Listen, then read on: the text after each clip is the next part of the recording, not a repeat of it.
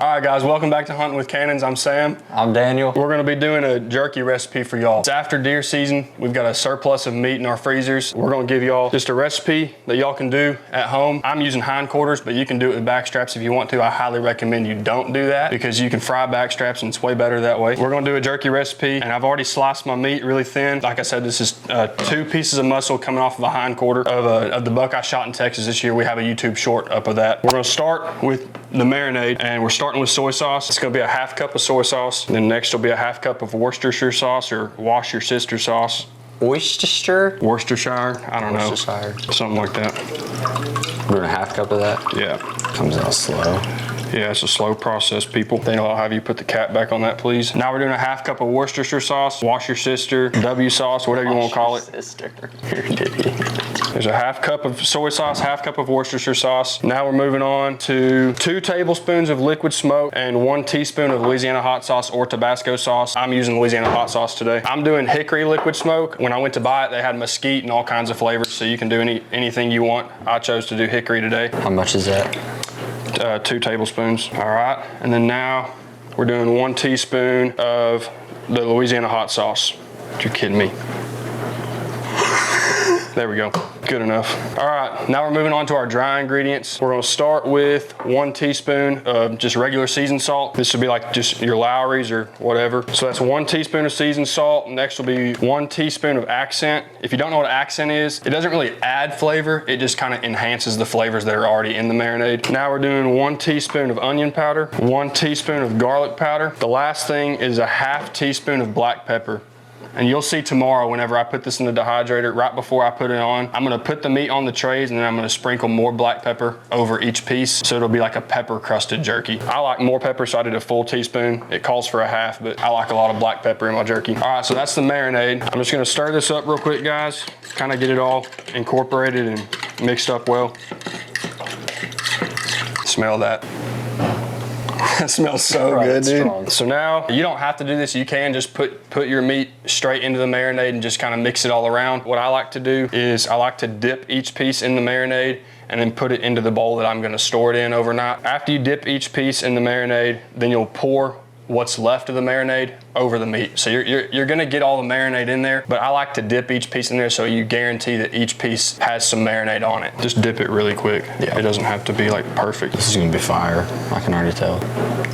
Sorry, Cannon. Cannon doesn't care. All he's doing is sitting there. Yeah, for real. Y'all do what you need to do.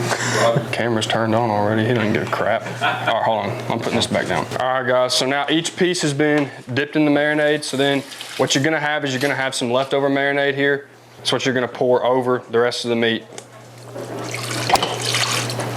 And then I'm gonna cover this and I'm gonna soak it overnight. I recommend between 8 and 24 hours. We'll probably do somewhere in the 12 to 16 hour range of marinating time. And then we'll take it out and put it on the dehydrator trays. It'll take about 6 to 8 hours on the dehydrator. Y'all will see that tomorrow. Stay tuned. All right, guys, it's the next day. The meat's been marinating for about 20 hours or so. Like I said yesterday, you wanna marinate it between 8 and 24 hours. We're gonna go ahead and get it out of the fridge now. Hopefully I don't drop it. So I'm using my dehydrator. You can use the oven if you want to. Just put your oven at the lowest setting, the lowest temperature setting possible. Get some wire racks, put your meat on the wire racks, put it in the oven. And then what you'll wanna do is you'll wanna leave your oven cracked a little bit like that, just for air ventilation so that the meat can breathe and that you get more air surface area touching the meat, and that helps it dehydrate better and cook better. But we're using a dehydrator, so what I'm gonna do is I'm gonna put this meat on these racks, put the racks on the dehydrator, and just let it run for 6 to 8 hours or so. This is what the meat looks like 20 hours later. It's soaked up most of that marinade, looks really good. So I'm gonna put all the meat on the rack, and you wanna leave a little bit of space in between each piece. I can probably get a couple more pieces on this rack, and then I'll move on to the next rack. So that rack's ready to go on the dehydrator now. You just put it on there like that, get your next rack. Do this process until you got all your racks filled. When you're slicing your meat, you wanna do your best to slice them like 1/4 of an inch thick. What I'm probably gonna do with this tray is I'm probably gonna sprinkle some black pepper. For those of y'all that like pepper jerky, this would be the way to do that. Just sprinkle some black pepper over it right before you put it on your dehydrator. You don't want to get too much. It'll be hot if you do that. This rack's ready to go on. I forgot to tell y'all this yesterday. You just want to make sure, especially for jerky, because jerky's already a little bit tougher as it is, you just want to make sure that you trim off all your excess like sinew and stuff. Deer meat and venison has a lot of sinew and silver skin and stuff. You want to make sure you trim all that off. So now all we got to do is put our lid on it and we're going to let it run. I'm turning it up on the highest temperature setting, which is between 140 degrees and 158 degrees. In about 6 to 8 hours, we should be eating it. All right, guys, it's been about 6 hours now, so we're gonna do a taste test now for you guys. Cannon, you wanna get in here for this? I think Remy's going to too. This is all I get. I I've been videoing this whole thing. This is what they give me. Grab a piece. I want this one. Yeah, grab a piece. I got a piece with pepper on it. Did you get a piece of pepper on it? Yeah. I think we all did. It's kind of falling off, but you ready? Yeah. All right, y'all ready? Let's try it. Good. Pretty good. Yeah, whatever.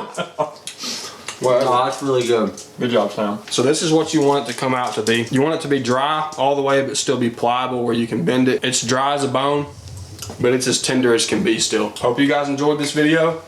Don't forget to like and subscribe to Hunting with Cannons, and we'll be back at y'all with more content soon.